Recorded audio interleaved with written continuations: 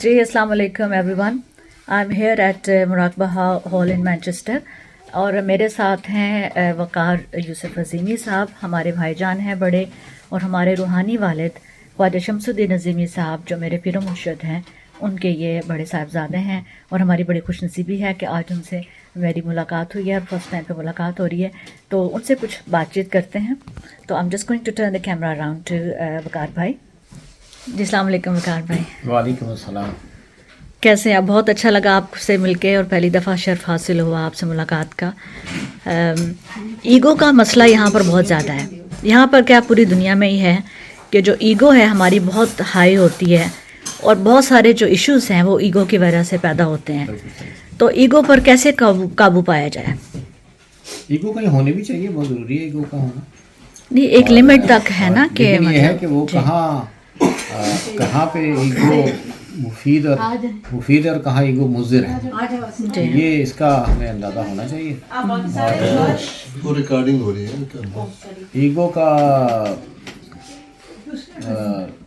Control کرنے کا جو پروسیس ہے وہ بھی تزکیہ نفس کے ہی ڈومین میں یا اس کے زمرے میں آتا ہے.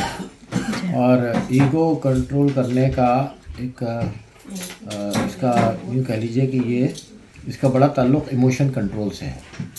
تو جتنا ہم اپنا ایموشن کنٹرول بہتر بنائیں گے اور اس بات کی کوشش اس بات کا اعتراف کریں گے کہ میری ایگو جو ہے وہ بڑھی ہوئی ہے.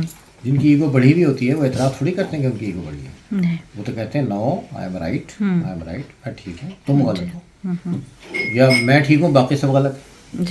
تو اصل چیز ہوتی ہے ریئلائزیشن. تو ریئلائزیشن اس میں تین پروسیس ہیں. ایک ہے کسی بھی خرابی کے لیے کو ٹھیک کرنے کے لیے پہلا اس کا پہلا اسٹیپ ہے ریئلائزیشن. اس کا دوسرا یعنی مجھے ریئلائز ہو کہ یہ چیز غلط ہے، اس کو ٹھیک ہونا چاہیے. اس کا جو دوسرا اسٹیپ ہے آفٹر ریئلائزیشن وہ ہے ایکسیپٹنس، کہ جب مجھے ریئلائز ہو جائے کہ فلاں چیز ٹھیک نہیں ہے تو پھر میں اسے اعتراف کروں کہ ہاں واقعی یہ خامی یا یہ بری عادت میرے اندر ہے، مجھے اس کو ٹھیک کرنا ہے، میں اس کا اعتراف کروں. اس کے بعد تھرڈ اس کا فائنل اسٹیج آتا ہے اور وہ ہے کریکشن. جی تو اس کے لیے میں نے تین وہ بنائے ہیں: ادراک، اعتراف اور اصلاح. یعنی تین الف ہیں. جی تین الف ہیں: ادراک، اعتراف اور اصلاح. اب جیسے ہم نے سے بہت سارے لوگ جانتے ہیں کہ اسموکنگ جو ہے وہ صحت کے لیے بہت نقصان دہ ہے. جی تو کئی اسموکرز ہیں ان کو پتہ ہے کہ صحت کے لیے نقصان دہ ہے، جی لیکن بٹ دے ڈونٹ ایڈمٹ کہ they are doing wrong.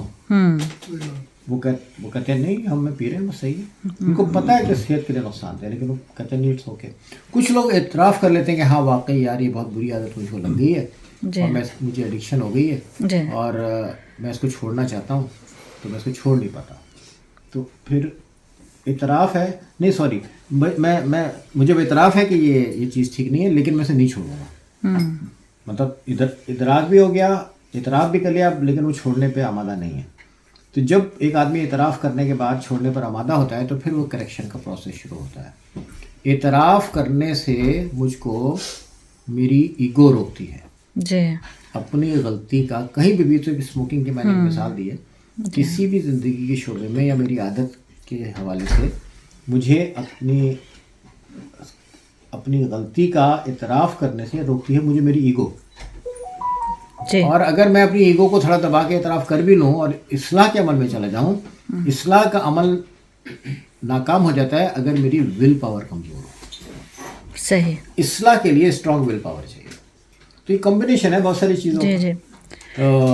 Ego جو ہے موسٹلی ہم دیکھتے ہیں کہ ہماری پرسنل لائف میں، فیملی لائف میں، دفتر میں، سوشل لائف میں زیادہ تر لوگوں کی بڑھی ہوئی ایگو ان کو ایک شیل میں لے جاتی ہے. وہ ایک شیل میں محدود ہو جاتے ہیں. اس شیل سے باہر ان کو اپنا آپ صحیح نظر آ رہا ہوتا ہے، دوسرے غلط نظر آ رہا ہے. بالکل. تو یہ ایک یوں سمجھیں کہ آئی سائٹ جب اپنے ویژن کو بھی ٹھیک کرنا ہے. جی بالکل. اور یہ ویژن دونوں طریقے سے ٹھیک ہونا ہے کہ बाहर की चीज़ों को भी ठीक देखना है और इनसाइड भी ठीक देखना है। सही। अगर मेरा विजन है दूसरों के लिए जी दूर तक देखने वाला, लेकिन मैं इनसाइड नहीं देख रहा, तो भी विजन जो है वो नामुकम्मल रहा। बिल्कुल सही, बिल्कुल सही। बहुत शुक्रिया, शुक्रिया, थैंक यू।